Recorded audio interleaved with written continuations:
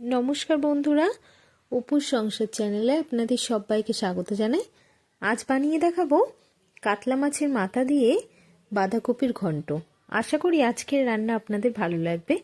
তো এখানে একটা বাঁধাকপিকে কিন্তু খুব ভালো করে ঝিরিঝিরি করে এভাবে কেটে নিয়েছি।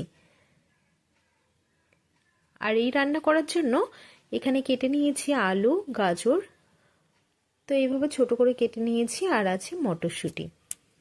তো শীতকালে কিন্তু একটু মটরশুঁটি দিয়ে বাঁধাকপি খেতে খুবই ভালো লাগে। আর আছে এখানে চেরা কয়েকটা কাঁচা লঙ্কা। আর এই যে কাতলা মাছের মাথা দেখতে পাচ্ছেন, এখানে কিন্তু একটা গোটা মাথা, সেটাকে কিন্তু আমরা এভাবে ছোট করে কেটে নিয়েছি।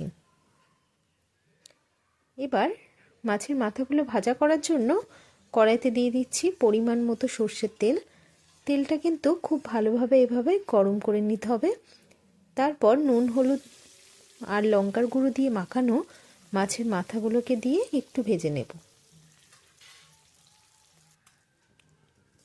তো দেখুন, মাছের মাথাগুলোকে কিন্তু খুব ভালো করে ভেজে নিয়েছি।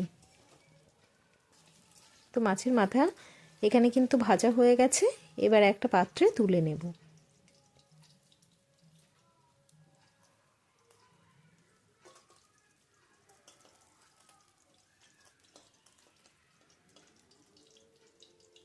তো মাছের মাথাগুলোকে কিন্তু আমরা এখানে তুলে নিয়েছি। এবার দেখুন, মাছের মাথাগুলো কিন্তু খুব ভালো করে এইভাবে ভাজতে হবে। এবার ওই তেলের মধ্যে দিয়ে দিচ্ছি আর একটু অল্প পরিমাণে সর্ষের তেল। তো তেলটা যখন খুব ভালোভাবে গরম হয়ে যাবে, দিয়ে দেবো ওর মধ্যে পাঁচফোড়ন। তো ফোড়নটা একটু ভাজা হয়ে আসুক। একটু ভাজা হয়ে আসলেই ওর মধ্যে দিয়ে দিচ্ছি 2 থেকে 3টে তেজপাতা মাঝখান থেকে ছিঁড়ে। এরপর দিয়ে দিচ্ছি গাজর আর আলুর টুকরোগুলো।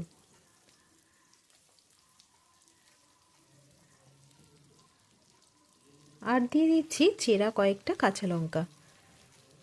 দিয়ে দিচ্ছি অল্প পরিমাণে একটু হলুদ আর পরিমাণ মতো লবণ। এবার খুব ভালো করে কিন্তু আলু আর গাজরটাকে ভেজে নেব। একটু সময় নিয়ে কিন্তু আলু আর গাজরটাকে একটু ভেজে নিতে হবে।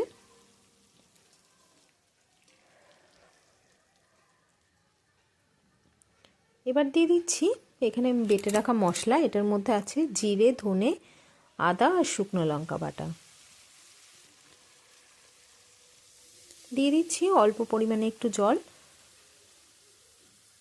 এবার মশলাটা কিন্তু খুব ভালো করে কিছুক্ষণ কষাতে হবে।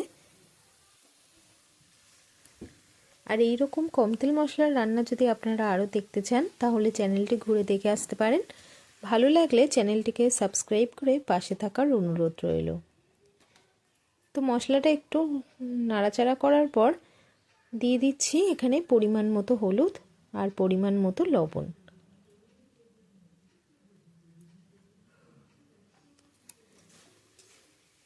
তো এবার লবণ হলুদটা দেওয়ার পর খুব ভালো করে কিন্তু এভাবে মশলাটাকে কষাতে হবে।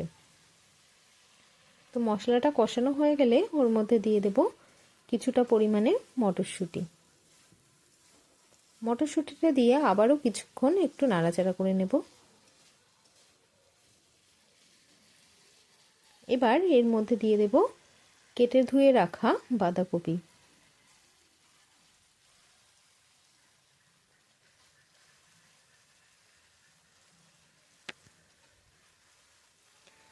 তো বাঁধাকপিটা এখানে দিয়ে দিয়েছি। এবার কিন্তু এই বাঁধাকপিটাকে খুব ভালো করে মশলার সাথে আরও কিছুক্ষণ কষাতে হবে।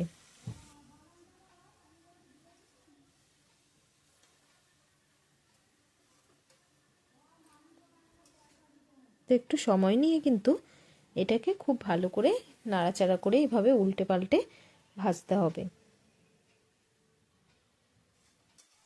আর এইভাবে নাড়াচাড়া করতে করতে দেখবেন বাঁধাকপিটা অনেকটাই কম হয়ে আসবে।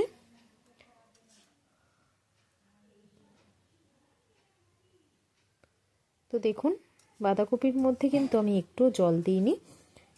বাঁধাকপিটা খুব সুন্দরভাবে কিন্তু নরম হয়ে গেছে।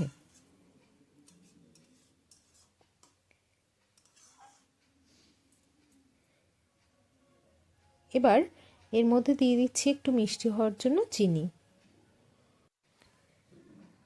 চিনিটা কিন্তু একদমই অল্প পরিমাণে দিয়েছি। এবার চিনিটা দেওয়ার পর দিয়ে দিচ্ছি ভেজে রাখা কাতলা মাছের মাথা। তো মাথাটাকে দিয়ে আবারও কিন্তু এই কপির সাথে খুব ভালো করে একটু নাড়াচাড়া করে নিচ্ছি। আর এখানে আমি অল্প পরিমাণে মানে একদমই সামান্য পরিমাণে জল দিয়ে দিয়েছিলাম।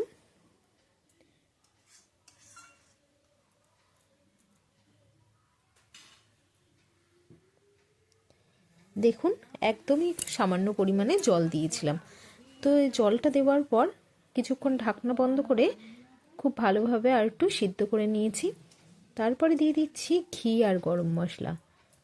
তো ঘি আর গরম মশলাটা দিয়ে বাঁধাকপিটাকে কিন্তু খুব ভালো করে আবারও নাড়াচাড়া করে নিচ্ছি। এইভাবে তরকারিটাকে আরেকটু নাড়াচাড়া করে খুব ভালো করে ফুটিয়ে নামিয়ে নিলেই কিন্তু রেডি হয়ে যাবে আজকের রান্না কাতলা মাছের মাথা দিয়ে বাঁধাকপির ঘন্ট। আশা করি আজকের রান্না আপনাদের ভালো লেগেছে। ভালো লাগলে লাইক, কমেন্ট, শেয়ার করে দেওয়ার অনুরোধ রইল। আজ এই পর্যন্ত, দেখা হবে নতুন কোনো ভিডিওর সাথে। ততক্ষণ সবাই ভালো থাকবেন, সুস্থ থাকবেন। ধন্যবাদ।